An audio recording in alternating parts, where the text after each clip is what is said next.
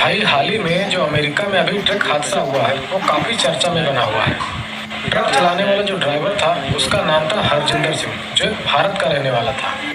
ये हाईवे पर चलते समय एक यूटर्न लेते हैं और यूटर्न लेते समय कई गाड़ियां इनके ट्रक में आके घुस जाती हैं और इस एक्सीडेंट में 3 लोगों की मौत हो जाती है। हादसे की वजह ये थी कि जो ये यूटर्न ले रहे थे वो यूटर्न आम यूटर्न नहीं था, वो केवल ऑफिशियली यूज के लिए था, यानी पुलिस, एम्बुलेंस या नेता मंत्री के लिए होता।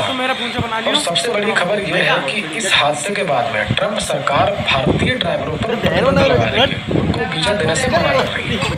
आप सोचो यार, एक एक्सीडेंट से पूरे अमेरिका में चर्चा है और हमारे देश में पता नहीं कितने एक्सीडेंट होते हैं, पता नहीं कितने मरते हैं।